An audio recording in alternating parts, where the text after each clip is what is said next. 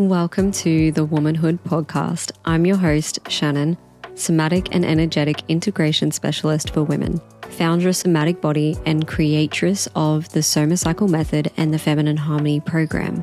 And I'm here to inspire you to reclaim your rhythms, remember your wisdom, and root into your womanhood.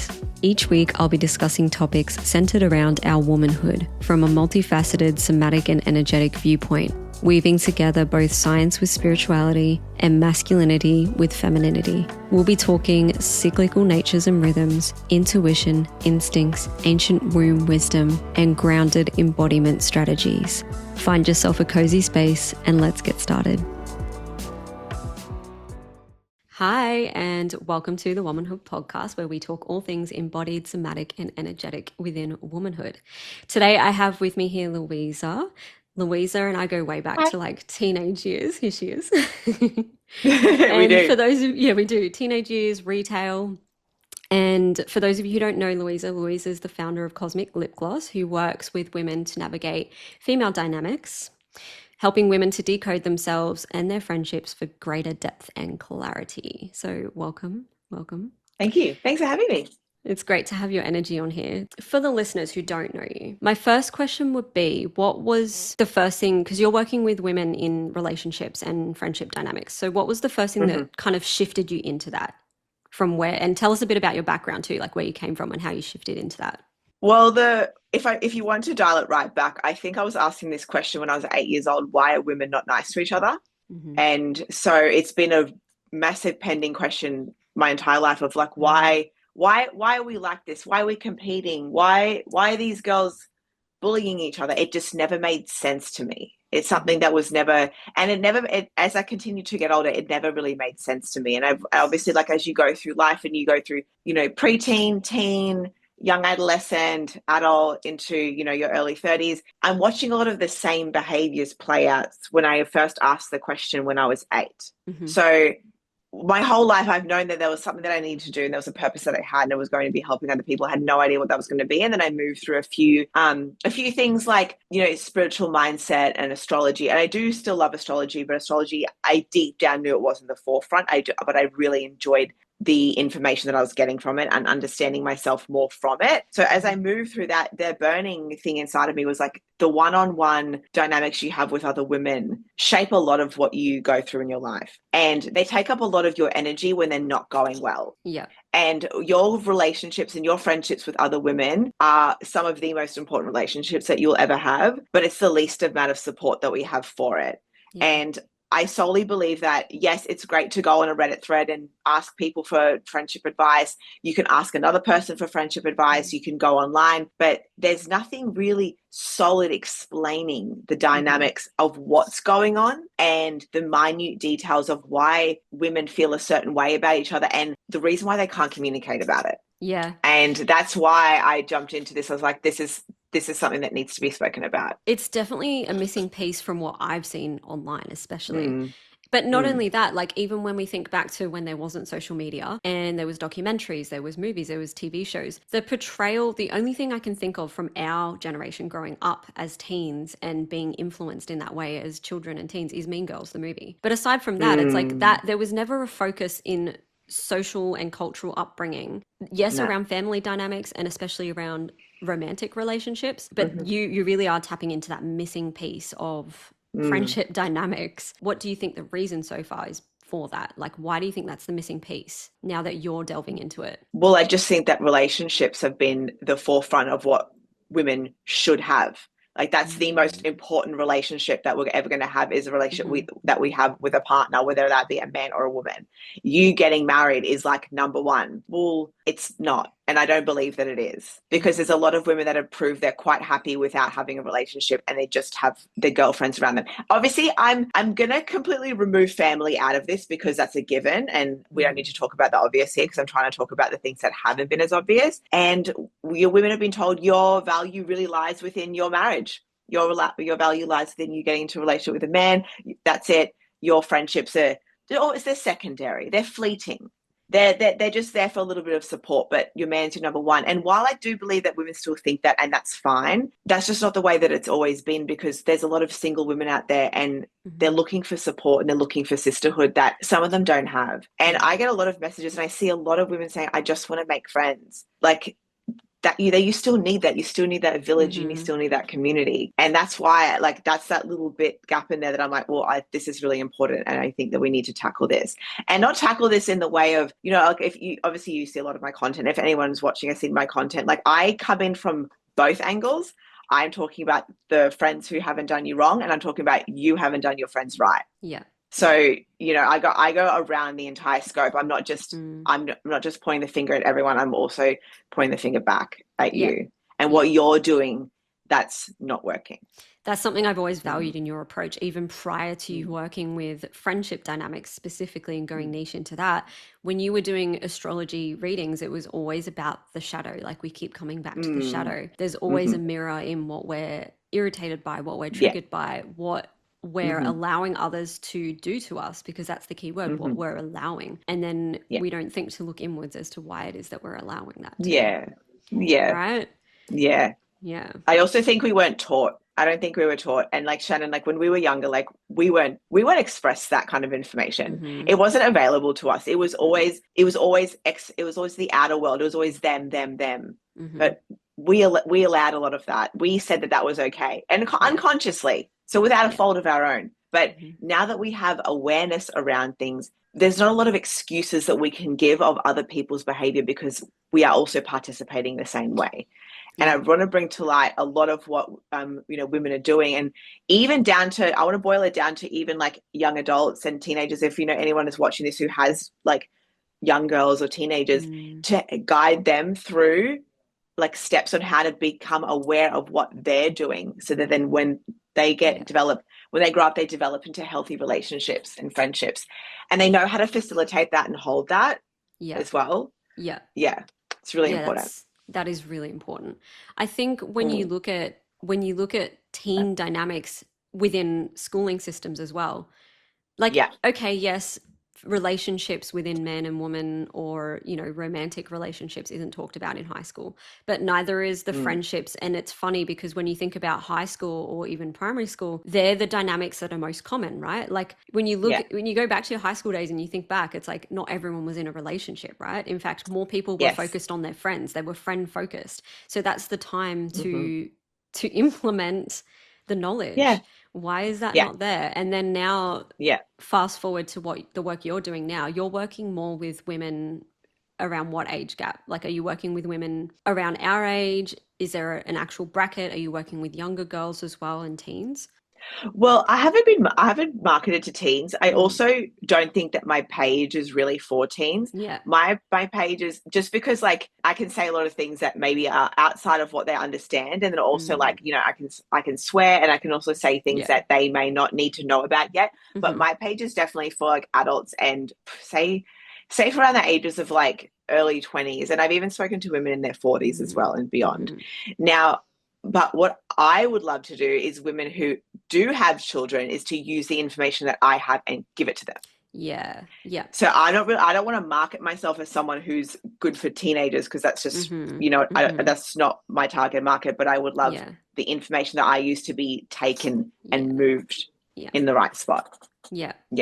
And what I hear from that as well is that like you're also going to be healing the women who are going to then pass that down to their daughters. So like when you say it'll trickle down, you're actually healing the mother, like the mother wound, that core mother wound. When you think about it that way, that like mother-daughter dynamic as well, which is also really cool, but then also within friendships. So it kind of ties into all womanhood relations when you actually think about it. I want to go a little more into the shadow work and look at the inner work that we can do. What is, I'll start with this question because this is something that I would love to pick your brains on. What is the thing you see most common, or what are the few things you see most common that people have trouble looking at for their inner world that's affecting their female friendships?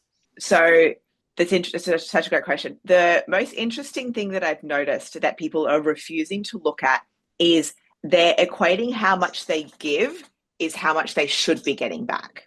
Mm-hmm. And so how good you are as a friend, someone who shows up, who's valuable, who's doting, who's always there, who's always available, a lot of people expect that same amount back without realizing that no one can give them that. Mm-hmm. And it almost gets to a point of being somewhat conditional without them realizing that it's conditional. Mm-hmm. It's like, well, I give this, I expect this, where without even having a conversation around their requirements. And that's why in my content, you've probably seen you haven't stipulated what type of friendship that you need from each other. So that there's resistance and there's tension between two women, especially in those high maintenance, low maintenance friendships that I've spoken about before. Yeah. Or if you require a certain amount from someone and that person can't give it to you, it's not exactly the other person that's not wanting to give it to you. It's maybe that they can't give you what you need, and you might need to look at yourself. Why do you need that? Yeah. And if that's just your standard, if that's what you require, then it's up to you to go find someone who's going to be able to match that for you. Yeah. Because if you do require a lot from your friends, you might need to start looking at why you are codependent with other people, and why you might need so much from them in the first place.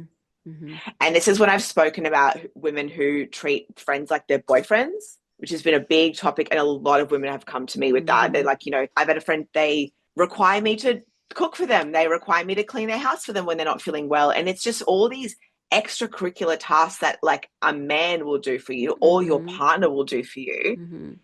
That you don't get that type of extra work they're putting in. You're not intimate.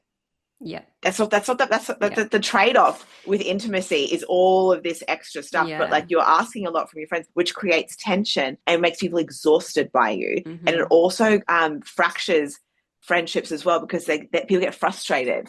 But because you may be someone who's like, or this friend, let's say it may be fragile, or someone who hasn't been willing to do the inner work. So expressing this to someone who's like that can be challenging.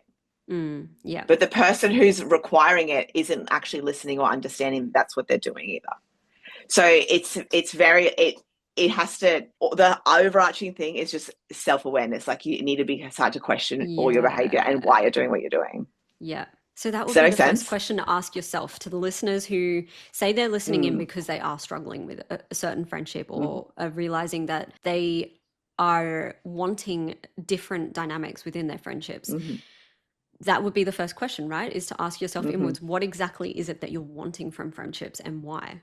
I went through this, and like, it's interesting that you say that your audience that you're finding are coming to you the most are in their 20s, because that's when I think a lot of women do redefine their friendships in their 20s. That was my experience especially. And I did have this one particular, like a lot of people in the spiritual community will call it karmic, like a karmic relationship, right? Yeah. But like that's just an easy way to label it so people can understand. There was this like big lesson essentially with this very particular friendship, and it was exactly like you described. It was an enmeshment, and it was this waxing and waning of, oh, she's got a partner, okay, I don't need to dote on her anymore, she's all good. And then the partner would drift off, and then she'd come running back to me, and then it would be like this emotional attachment that I could dote on her and I could do there and be there for her in whatever way she needs. But actually what it was on my end, and so this is an example, this is a life example for the listeners, what it actually was on my end is a lack of that in my own romantic relationship. I was lacking the awareness to communicate that to my partner. And so because I wasn't getting that from my partner, I was then looking for it in a friendship that had the capacity to provide that. Now, there was a lot on her end that she didn't take responsibility for. And so when I finally saw the light and brought all these things to light, she wasn't for it. She's like, no, I need that emotional depth. I need that enmeshment. But she didn't call it that. And I was like, well, I think we're just going to have to agree to disagree and part ways, because now that I see it, I can't unsee it, and I can't give you what you have been getting from me anymore. Yeah, that's great that you did that. That's excellent. That was really, and this is the other thing that I've heard you talk about on social media, so we could talk about this. The heartbreak that I felt after that. I'm still recovering from that. Like every bleed cycle I go through a different like emotional cycle that I work through, and this particular cycle leading up to In Divine Timing, this like interview, there's still a bit of that coming up for me. And it's not it's the attachment. Goodbyes are the hardest for me. So it's not that I'm even in communication with her anymore, but the goodbye, energetically speaking, is still there. And it's like, it's people grief. struggle with the heartbreak and the grief. And it's the same thing you said at the start. There's not that support for female friendship dynamics. Like, where do we go with that? Because we can speak to girls being there for one another when a man leaves them. But when another girl leaves another girl and there's that decision and that divide, like, who do you go to? Because like, I can think of friends that I could talk to about it, but their response is generally like, well, she didn't treat you right, so like, you just need to let go of that, you know. And it's the same response you get anyway if you were with a man. They're like, oh, you know, screw him, like, they get all defensive for you. But it's like, it's not what we need. It's not what we need, because it's like, well, yeah, sure, she did some things, but I also did some things and I enabled some things as well. So what, I guess my next question would be, what can we do to start being there and support one another through the heartbreaks of friendship? But also, there's so many questions I want to ask you. We'll start with that. What can we do to start supporting one another? Well, you go through the stages of grief, right? And the stages of grief, you know, are across the board when you do lose someone, even like a pet, you know, family member, a partner, in any sort of way. But it's, if you want to be there for your friends who have lost a friend, it's just like allowing them to be sad, allowing them to feel grief. A lot of the time I feel like we go, oh, she didn't, like you said, she didn't treat you right, like she was this, she was that, just like let her go. But instead of like, hey, I hear you, I know this is hard. And I believe that's why female breakups, friendship breakups, are so hard. It's because so much of our heart goes into it, and we get so much heart back as well, because you know, women feel so deeply, and women feel, and I'm going to connect this, like, we're going to put pin in that, and I'm going to connect it. When you see a bunch of girls together and they're all really happy and they're screaming and they're like hugging each other, like, that's a powerful experience. And I watch that in awe. And even though I have that in my friendships, I watch girls running up to each other, giving each other a hug, saying, oh my God, you look so beautiful, I love you, I'm so happy to see you. That's an unmatched energy, that it's girlhood. I can't put words to how beautiful that is. Like, I literally can't. I struggle to put words on how like beautiful that is. So when you lose that closeness, like that intensity, that's a great loss. That's a great loss, that like no one can understand that. And so when you lose that, you lose all these beautiful memories that you remember having together, all these beautiful feelings, all this girlhood, all this sisterhood, all this, you know, you date back into tens of thousands of years of villagehood. I could just put it like that, where we banded together because we knew that we got each other. We just got each other, energetically, spiritually. We get it. And when that's taken away, we're so heartbroken, because our partners don't always see that side of us, because we give it to our friends and we give our partner, like, obviously a whole version of us, but I can't be a fully girly, expressive girl with him, because I'm not going to get it back. But I'm going to get it back with my friends. I'm going to get that energy matched back with my friends. And it's those like moments when you tell each other how much you love each other, and it's so platonic, but like, you know, you just feel so loved and supported. And when that's gone, there's an entire hole in your heart that's like, wow. And it makes so much sense that I love that your bleeds bring up things for you. That's fantastic, because mine do in some ways as well. But you feel like the hurt of like, oh, I don't have that sisterhood connection anymore, and it hurts. And so when you're going through it, it's just like, when you have people in your life, you'll be able to just sit and understand and be there with you for it. And while you repair and you continue on with your life, because when you lose someone, life goes on, like, and you will be okay afterwards. I always say this to people, you will be okay afterwards. But as you move through, it's just understanding that, like, yes, this is going to be painful. Yes, you will have to sit with the pain. But once you understand why things ended and how things ran its course, you may not feel so bad about why it happened and potentially blame yourself for it. Because I'm gonna say this, because I've watched this a lot in my life, and I've watched a lot of friendship breakups happen. I've had a lot of friendship breakups happen, and I've noticed that there's, in some ways, we're almost like meant to be together, and we're meant to be banded by the sisterhood, and we always feel like we're abandoning it every time we break up. And it just cements this idea, and I'm going to bring this idea that women just can't hold friendships that well. And I just don't like that narrative. I've never liked that narrative. And to all the women listening, including myself, who are recovering heartbreak friendship dynamic people that desire, because I'm one of those people, I am now looking and searching and exploring and expanding ways that I can build upon that sisterhood. For so long, I've had, and I think this is a part of who I am as well, I prefer one-on-one quality time. My big event social battery is a lot smaller, but I know that that's a limiting belief as well, because then when I am in big social events, if it's the right dynamic and I've called in the right dynamic, it's really beautiful. So to all those women who are scared to put themselves out there again and to reestablish what female friendships are after a heartbreak, where would they begin? Does it begin with healthy boundaries? Does it begin with knowing how to do that for yourself first before you dive into just trying a bunch of, or like, do you just jump in and try a bunch of different like networking events and sisterhood events? Well, great question, by the way. After you've dealt with friendship loss, you start to realize what you don't want. And that's a key in rebuilding your standards. And in my friendship audit that I have in my link, where I've designed you go through and audit your friendships, I have a rebuilding your standards section where you start to realize what you don't want and what you will only stand for. Now, you are not going to be exempt from not having the perfect person around you, because people go through your life and you learn from them, you experience them, but you experience yourself through them, and you find that you experience time with certain people less and less who aren't for you, because you start to learn what to look out for quicker. Yeah. So the fear of not starting is only going to keep you stuck, and you're going to have to jump back into it, but you're going to jump into it with a new awareness and standard each time. If you know what your standard is, and I've made a piece of content about this before, if you know what your standards are, you'll know what you won't settle for and you won't tolerate. And in that will give you the confidence to be able to speak up and say, hey, this isn't for me.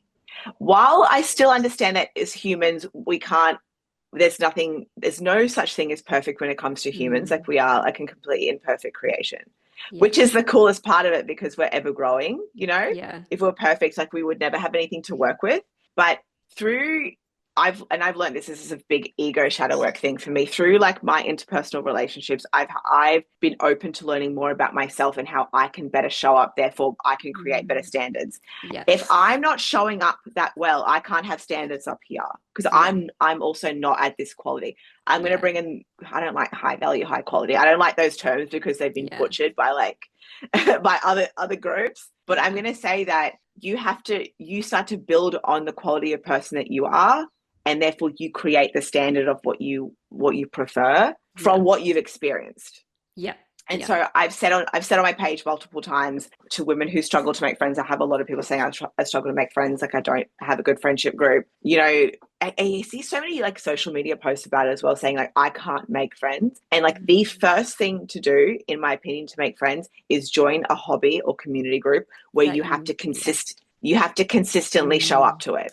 Yeah. I made friends through pole dancing. I've made friends through dancing, because I was there every week, sometimes twice a week with the same people. You develop, you have a common interest already, and you're going every time and you're supporting each other, you're working with each other, and eventually you'll start to really bond, because you bond over the one common interest and repetitive nature. School was the best way to make friends, and so is universities, because you're consistently going, seeing the same people all the time. Yeah.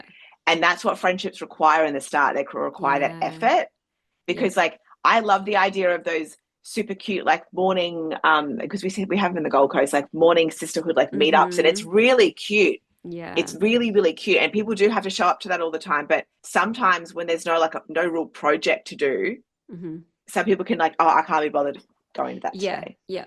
Because there's no buffer of the task and what's being done. Yeah. There's just discourse. And I feel like sometimes people get overwhelmed with that. Yeah, it's like the social anxiety builds up. Yes. And it's interesting, because from out of everything you've just said, what I've taken away for personal use as well, which the listeners who are on the same wavelength as me could probably take in, is that what I've already been doing for myself and my inner world with my family dynamics and my relational dynamics with the somatic stuff I do is going inwards, getting clear on what it is, like you say, an audit. Your offer is amazing that you offer that to people.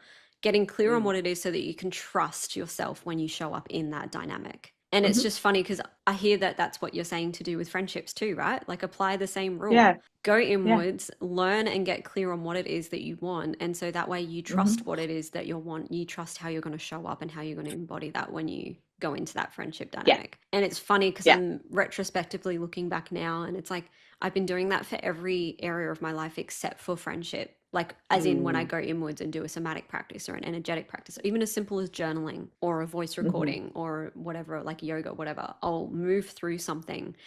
But I've been avoiding the friendship like area of my life because every time I go into that, all I'm feeling right now is the heartbreak of that particular friendships. That's the consuming part. So it's like you say, allow yourself to feel it, allow yourself to move through it, because I think moving through it is what's going to allow you have to, the clarity. Yeah.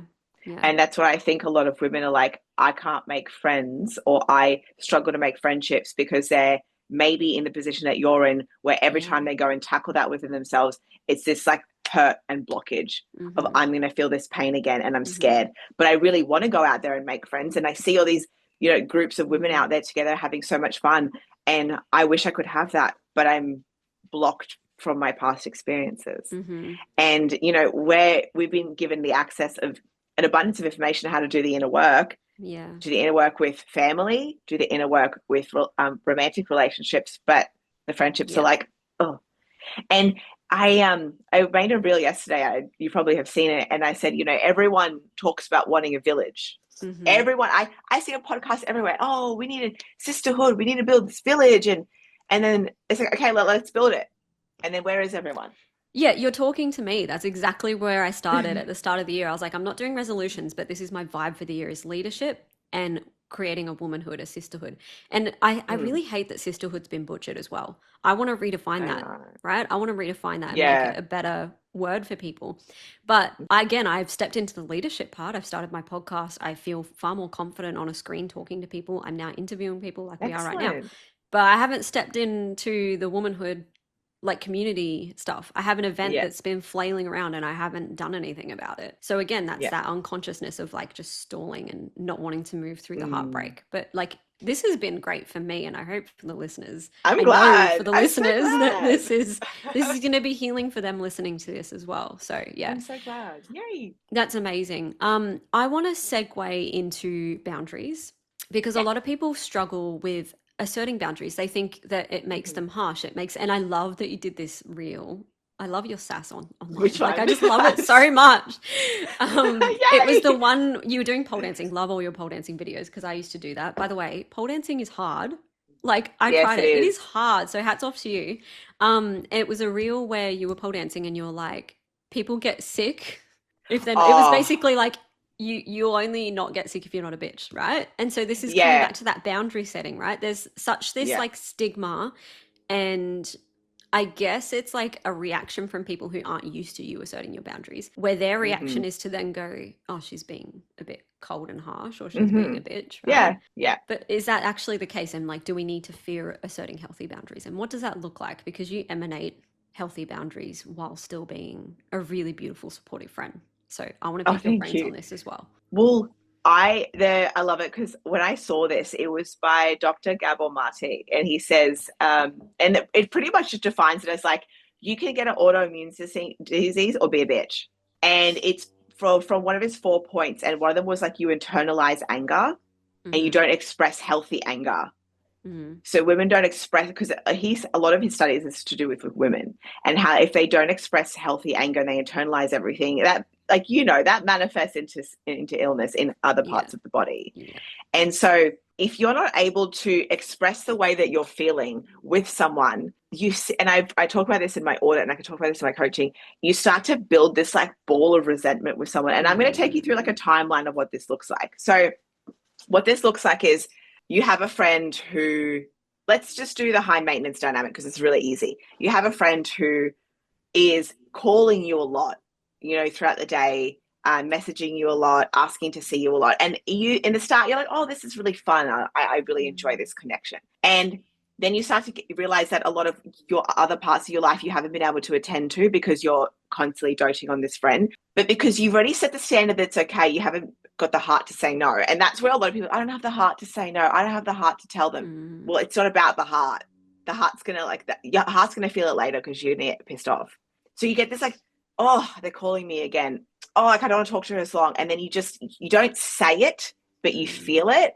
And then over time, this like ball of resentment starts to build that everything that they do annoys you, even if they're not trying. But because you've never said, hey, babe, I actually can't talk to you today. I've got things on. Hey, I can't be at your call today. Hey, I can't see you on Saturday. I've got something else on, because you've already created the standard that you're available constantly. Yeah. And then because you haven't said anything, and then you may not even feel like you can, but you can.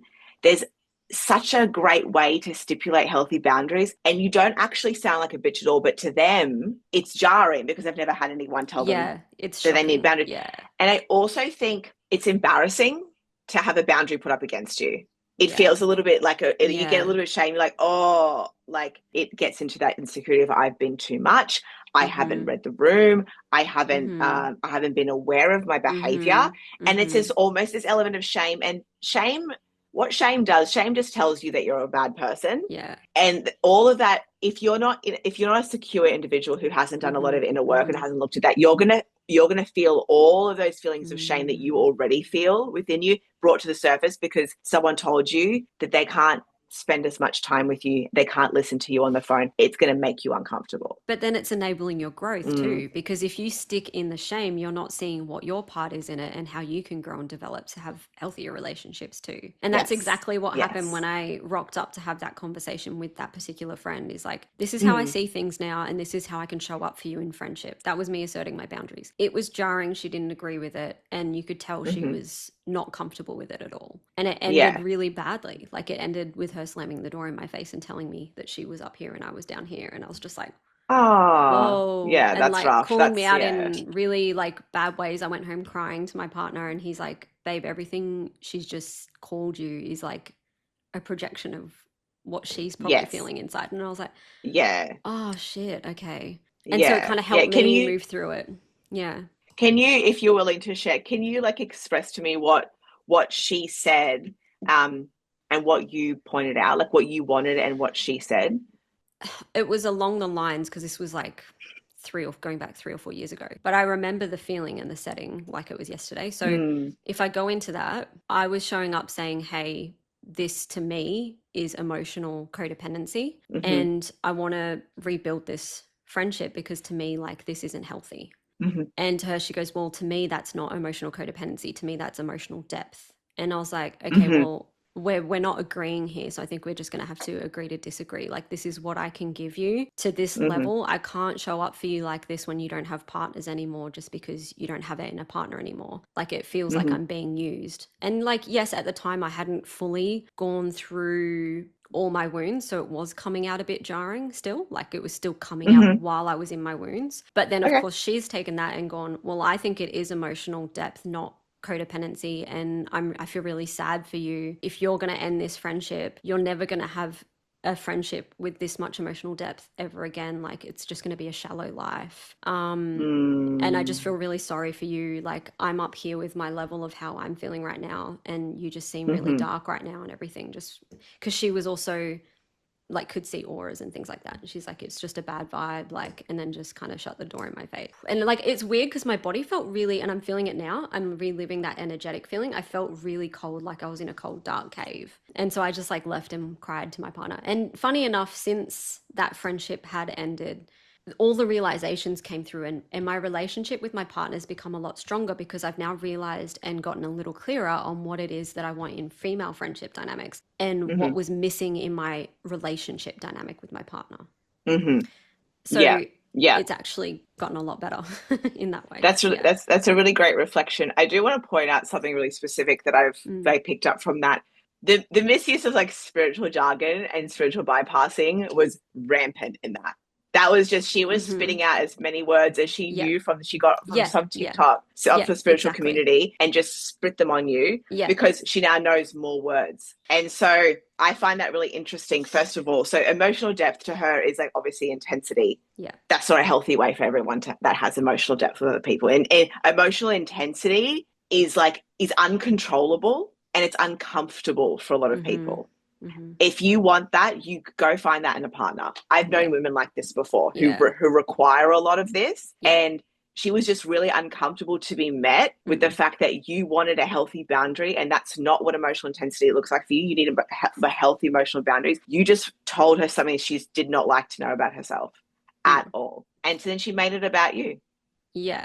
Which I then realized when I went home and told my partner how it all went, and then he goes, babe, that's a projection of her. Then it kind of opened the doorway, and it fully spiraled and came full circle, where I realized everything that I was doing, and like there's definitely my role in this, I enabled her to be my pedestal spiritual person. She became my like spiritual development mentor that accelerated, and there's so many grateful things that I got out of that friendship. There's some beautiful things that came from that, but then I also realized a lot of my wounds, my anxiety around my relationship with my partner was actually a projection of what she was putting onto me. So that was healing in itself. And that's why I say, like, yes, it's spiritual jargon, but it was a karmic, like I resonate with that. It was a karmic cycle. Yes. I learned a lot from that.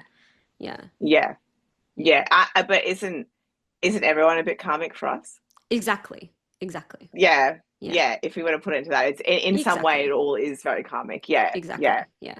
But that's very evident that her lack of understanding of what she requires emotionally from other people, she's not getting within herself. So that's why she's just like grabbing it from everywhere. But it's a boyfriend or whether it's a friend. That's harsh. That's a harsh thing to say. And also the superiority dynamic that you just mentioned. I'm up here, you're down there. Like she immediately already feels down here because you just pointed out something that she doesn't like about herself. So that was like I need a low blow because I've already been blown low, and she didn't even mean to do that for me. She didn't do that to me consciously, but I'm doing it consciously because I'm upset. And I feel that shame that I mentioned just before. Yeah. That's how it ended. That's easy. And since then, I've obviously gotten a lot clearer, but it sounds like there's more clarity I need because there's something holding me back. And I love that we're doing this because this is a life example for people listening. For people who feel like they're recovering from a friendship breakup, they feel like they're ready to get out there. Let's use my example. What do you feel like is stopping me?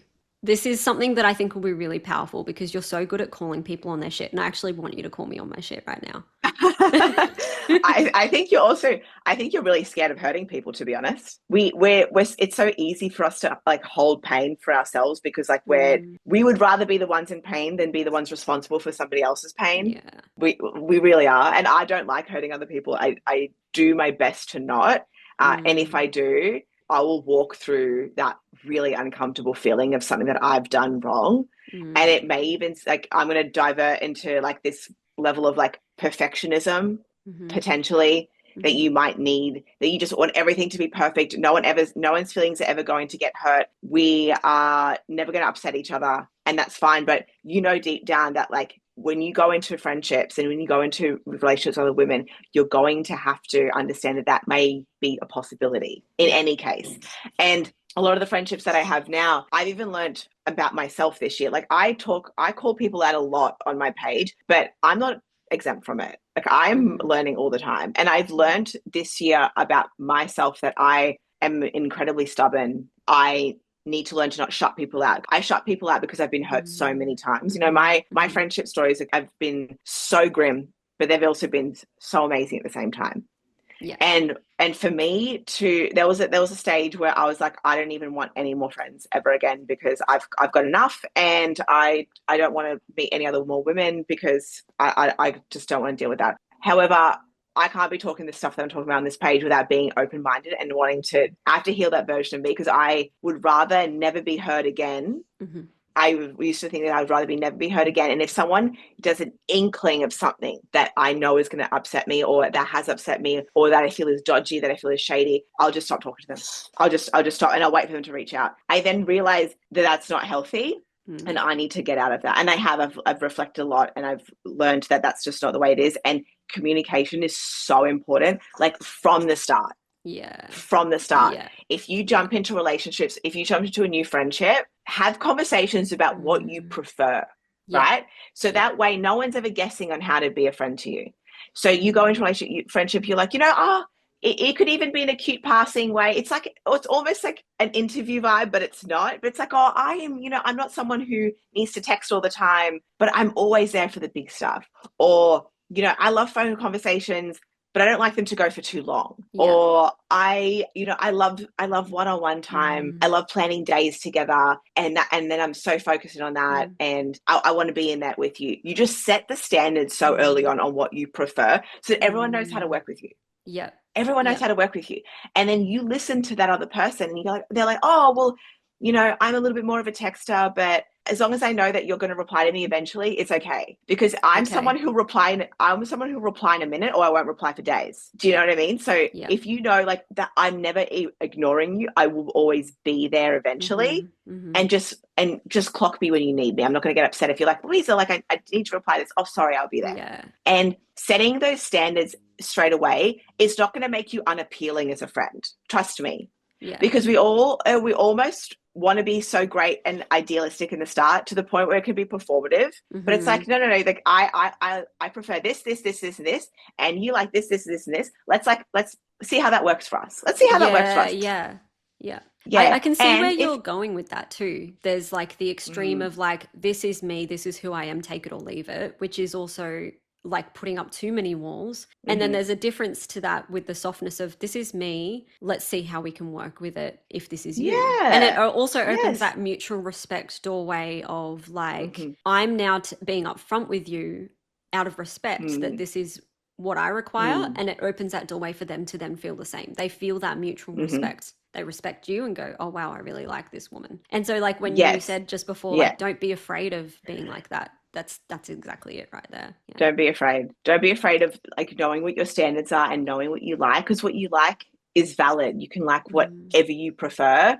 And for all the women out here listening, if you want a sisterhood, if you want to create friendships, like be okay with what you're going to express and what you prefer, and then be okay with listening about what other people prefer. And I also want to make a very special mention that if somewhere along the lines the both of you won't be able to run parallel together well, you haven't failed. Yeah. You haven't failed the sisterhood. You haven't failed, because sometimes you'll meet and you'll be like, oh, maybe we're just the type of friends that go into like this box over here where we just reply to the stories and we never actually catch up, or we never actually meet.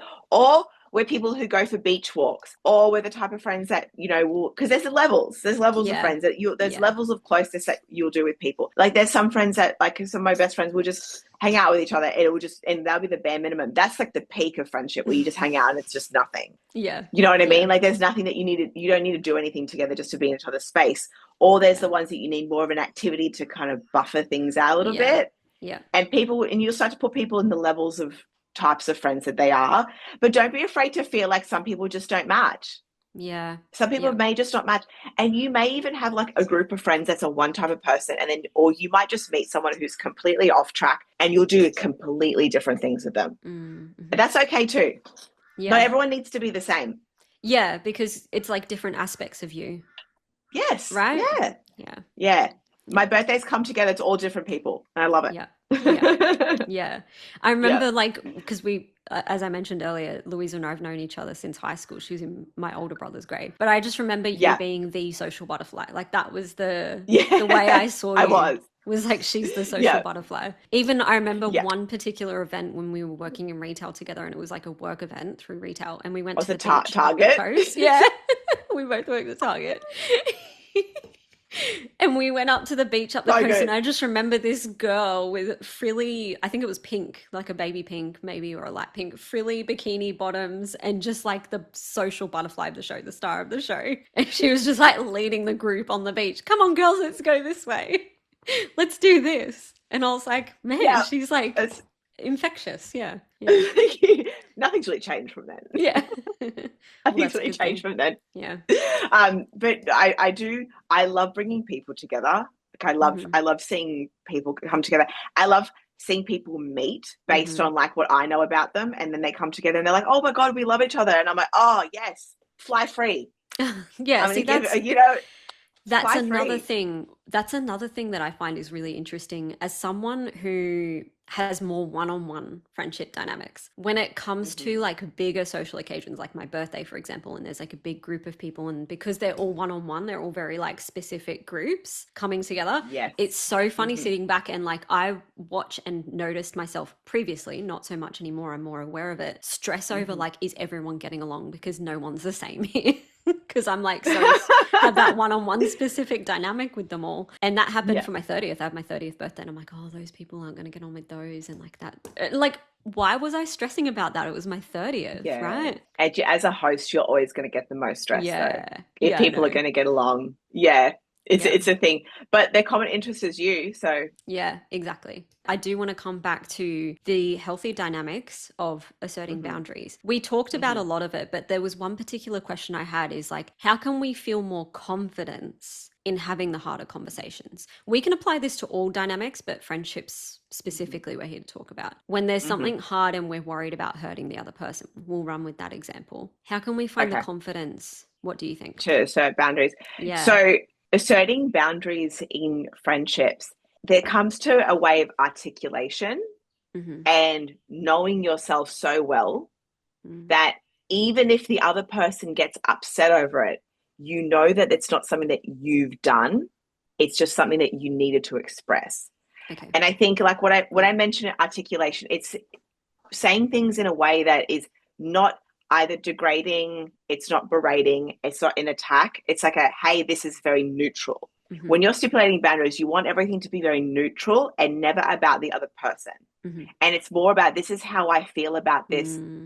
This is what I'm going to need. How can we meet in the middle? Yeah. You know, it's you're not, when you're approaching someone with boundaries, you're not making it about them. You're making it about you, and you're keeping you and then the neutral ground. Yeah. And and it's up to them to meet you there. So a great example of that is going to be, you know, say, for example, I'm going to use a person who likes to call a lot, like because I've had these types of friendships before where I didn't stipulate those boundaries, and now I have, so now I know how to say it. If someone calls you a lot and you just feel like you need to pick up the phone, and they're maybe a crisis friend, and you just feel like you always need to be there for them, you'll be like, hey, babe, I'm actually not going to be free on the talk on the phone today. Tomorrow between 4 and 5, I'm yours. Yeah. So you've given them a time restriction and you've given them a boundary. So they're not blowing up your phone constantly. So if they know that they have that time with you and they're a respectful, loving friend, they're like, okay, cool, I'll talk to you tomorrow.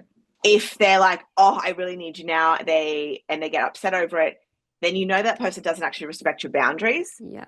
That doesn't respect your time, and it doesn't respect like your energy as well, because they may not realize that they're draining you because you probably haven't said it. Yeah. And a lot of the times we're not going to really say someone, you're draining my energy, until we go into a blow up fight. Yeah. That's like, draining energy is a harsh thing to say. And even for me, and I call things out, it's a harsh thing to say. Yeah. Whereas if you say things like, I will be better energetically present for you then I can respond to you properly. Yeah. So if you give them a time limit, time restraint, energy access in that point, then when you start to slowly stipulate boundaries like that, they only know that they have access to you in certain points. If they are someone, like I said before, that gets upset over it, then you might have to rethink the type of person that you're friends with, because they may need you for a different reason than just a friendship. Yeah. Yeah, that's bringing back memories to when I would say that and then I'd be made to feel guilty. Yeah, if you're made to feel guilty, like that's not someone that you want around. And I'm going to be very clear about that. Very clear about that. And if anyone is guilt tripping you for putting in boundaries, I've also got this in the audit as well. If anyone's guilt tripping you about having boundaries, completely rethink that friendship, and you will have to move through the fear of upsetting that person, because that person is already moved through the fear or doesn't have a fear of upsetting you. And it could even be as simple, or I'm going to ask you, could it even be as simple as asking, as saying to them, hey, when you say that to me, this makes me feel really guilty and I don't want that in our friendship dynamic. Could you say something like that? Like, hey, when, like the example, we'll take the example of, hey, this is my space and time tomorrow. I can talk to you then. And then they come back with like, no, but I really need you now. Like, I just feel like this is what friendship is, and I need you to be that for me right now. And, etc. if you come back to them and say, hey, when you say that to me, it makes me feel really guilty, like I'm not a good friend, and I know I am, and I'm going to be there for you, but within my capacity, like that's a good response. Like, great for response. Example. Yeah, great. Because saying, hey, like I will be able to attend to you tomorrow. This is my energy and my space that I need you to respect. And that's what a healthy friendship is to me. Where can we meet in the middle? Because I will be here for you. I will always be here for you. But I don't have the capacity to do this right now. Yeah. And that's that neutral language you talk about. That's that neutral language. I don't have the capacity to do this right now. I will be there with you tomorrow. But you telling me that you're making me feel guilty that I can't, that's not what friendship is to me, because friendship isn't guilt tripping. And, and that's important. It's, that's red flag and alarm bells immediately. Yeah. I think we're coming into the realms of shadows and mirrors too, right? And we talked a little bit about this with my example with the projection that was going on. Can we speak to that a little bit? What are the patterns you see being projected and mirrored across friendships the most? Well, like what I mentioned before is that when you point out something in somebody else, when you put up a boundary or you mention something, it's automatically this in like massive internalized shame, and then a light like shown on the shame they already have. So that's when people project back. In your case, it was like, I read your energy, it's in a dark space. You were probably in a dark space because you were so uncomfortable with the conversation that you were having. Not because you're a bad person, and not because you were, I don't know the situation. I'm just kind of basing off what I know. But it's not because you were bad or in a bad space. You were in an uncomfortable situation to begin with. Of course, your aura is going to be a bit weird. Do you know what I mean? Like that's the way that I see that. And so if you're noticing someone picking apart parts of you and weaponizing them against you without sitting with it and saying, hey, I'm really hurt by that, but I can see where you're coming from. If someone says, I can see where you're coming from, you're working with someone who's like sound of mind and who's done the inner work. But if you're working with someone who's immediately not understanding where you're coming from and making it all about them, then it's time, like they might need some time to think about it. I'm not going to condemn them straight away, but it's time to be like, okay, I need you to take some time to really listen to what I've said. And if you're using the like neutral ground language and not making it about them, they have nothing to work with. And if they're still trying to weaponize parts of you against you, and even without any reflection, that's the friendship you need to rethink. And because if more of us women did this, put in our boundaries so respectfully, because it can be done in a really respectful way, respectfully, and in a way that doesn't make others feel bad about themselves personally. The more people that start to do that, the more people will be forced to think, because the same thing is going to be said to that same person in different font through different people. People, I've watched a lot of people like they're literally losing their friendships left, right, and center. I've watched a lot of people. It happened to people I used to be friends with, all lost their friendships left, right, and center, and they all had similar feedback to the point where they're forced to do the work because they have no one else. The echo chamber gets so loud, and it almost will get to a point where they're like, I actually have to start questioning me. Do you know what I mean? Yeah, it gets to that point, and I think we've all experienced that ourselves as well. In our own way. Big time. Wow. Yeah, I've had to experience it in my own self, in like, my my stubbornness that I've had. Like I'm a Serbian woman. Like I've grown up being stubborn. I've grown up, protecting myself. I have been burnt by friendships, and I was like, I'm never going to let this happen again. And I'm like, you know what? If it happens, it's okay. I can't control it, but I'll never regret the love that I gave, and I'll never regret how I showed up, because I know that I did my best. And if something leaves me, that's okay. I'm going to be hurt by it. I'll work through the pain. I'll work through the grief, but I know that I did the right thing for me. And then also I've been like, expressed my attitude and the way that I've had an attitude, like I've had an attitude, like, and I'm really like, I'm tapering that now. And I now just I now filter it into more my content. I'm like, oh, you can have all of that.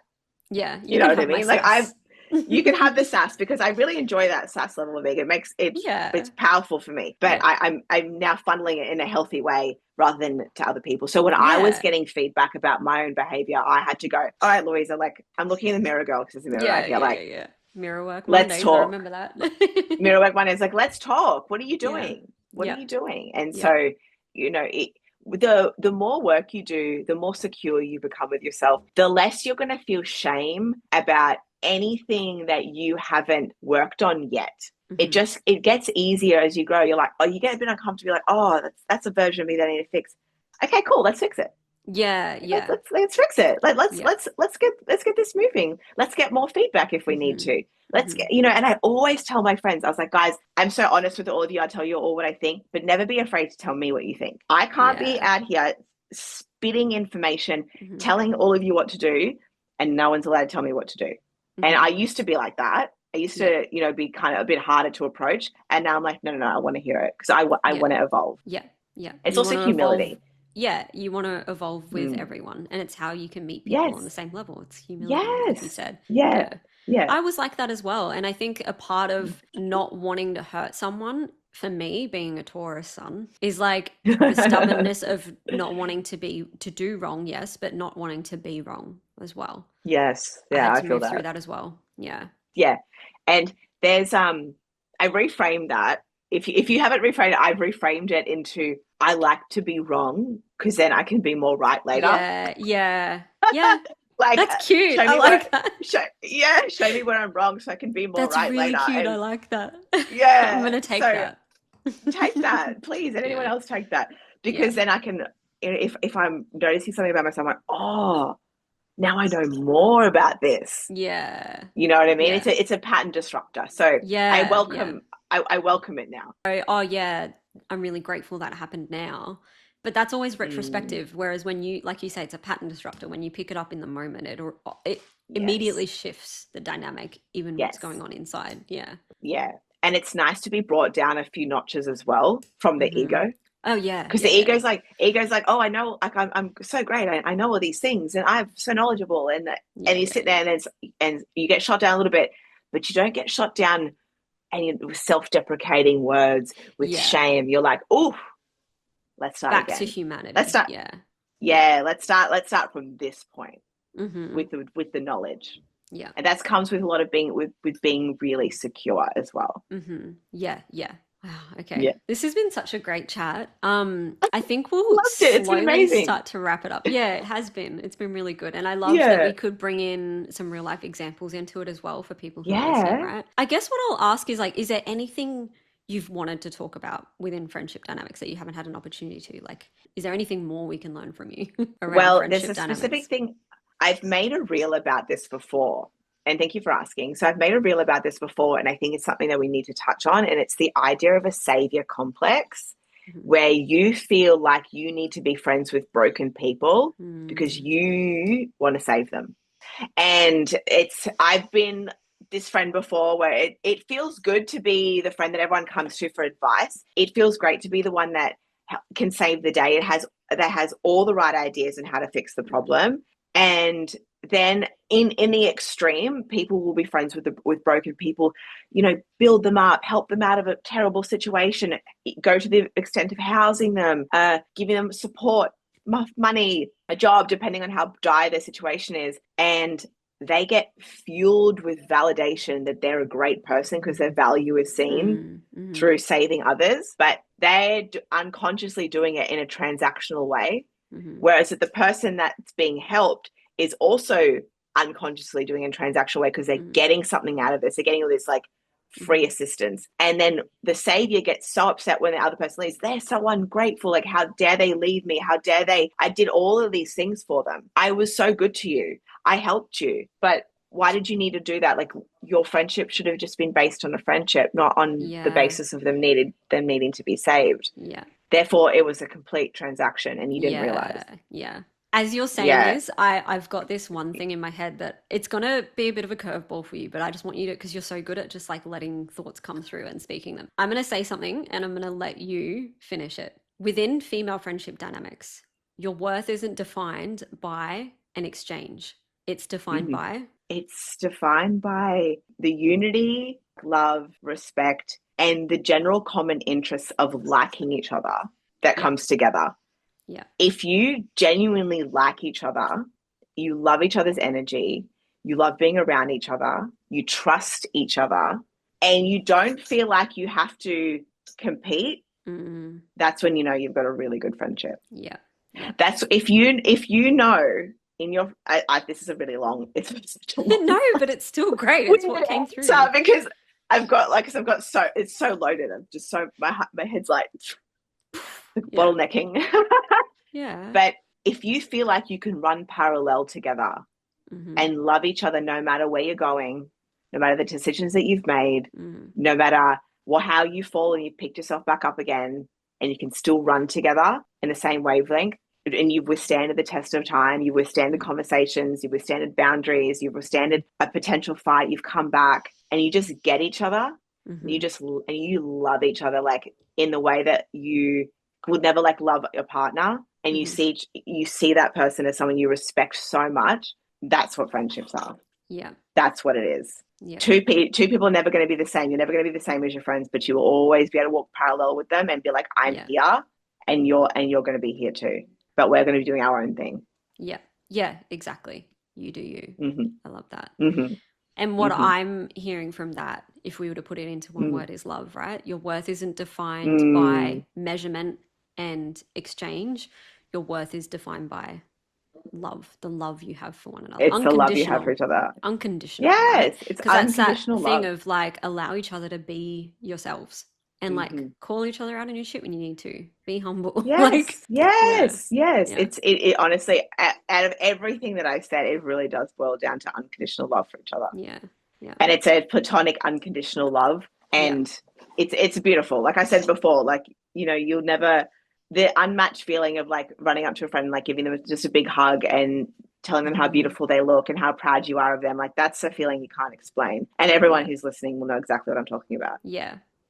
I had a very similar experience recently where one of my friends just had her first kid.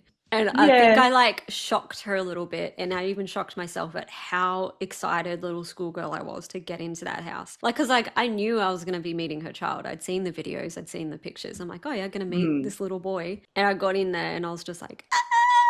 And she was like, and I'm like, I'm so sorry, I'm just so excited.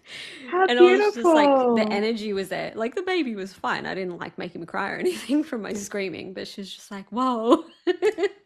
But how beautiful nice is it that like we can be comfortable enough to do that, right? Yeah. And how beautiful is it to like have your friends so excited for you, so excited to see you, rooting for you. Oh, you feel so seen and supported and loved. Yeah. I mean, we could talk so much more. Like there's one thing coming to mind now about how you've brought it up in a few of your social posts with like, when did it become a competition? When did I miss that flag? You know, we could talk about that, the competition side of women, right?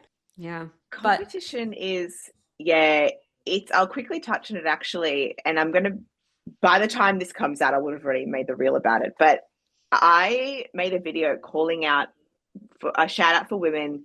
Please message me if you used to be jealous, competitive. And I just want to ask you some questions like, why were you like that? And it'll be a no judgment zone, purely for data collection. I just want to know why you were like that. And all the responses that I got, which was so amazing, like the brave women that came forward, they said, I used to be a jealous and competitive friend. And a lot of it came from the jealousy came a lot because a lot of this was like either school and in their 20s. A lot of the competitive and jealousy came from other women having it easier, or they seem like other women have it easier. Some women were raised in, you know, abusive households. They weren't, like, their mother was their first bully. Their mother made them feel like they weren't good enough, so they had to keep trying. Also, in some households, they were told that they were brought up with the idea that women were competition and competition was survival, which wasn't a healthy way of looking at women entirely. And some women had to work harder to be where they were, and the friend that they were jealous of was a really nice person, and they seemingly had everything that woman wished that they had easier. And that's that because they were younger, they didn't understand that they were jealous. They were just angry. They either shut her out, they bullied her, they said things about her because they were just frustrated that they didn't get to have that. And until they lost those friends, then they realized, like, I actually need to change. And all that I got from the data collection, all that I got from that is that you have the ability to change. You have a choice to be a nicer person. You have a choice to self-reflect, and being jealous of someone is your lack of ability to look within yourself. That's all I got from that. So I was really powerful, that one. That is really powerful. I'm actually realizing that for myself, whenever and I don't know why, because in a lot of circumstances, I don't like being the wrong person. But whenever I've come up with envy or jealousy, I always say it. I don't know why. Like as soon as I feel it, it comes out. Perhaps because I feel like it's a really toxic thing to hold on to intuitively. But like, that's the first thing. I'll be like, oh my God, I'm so jealous of you. Or like, I feel really envious of you. How'd you do it? But I think that's the mindset though, isn't it? Is like, how did you get there? Acknowledging that emotion came through. We're all human. But like, how did you get there? And you're almost like bypassing it just by expressing it, right? Yeah. And admitting it. I made a reel about jealousy and envy. Jealousy is when you feel like someone's taken something away from you. Envy is something you can work with and turn into a positive.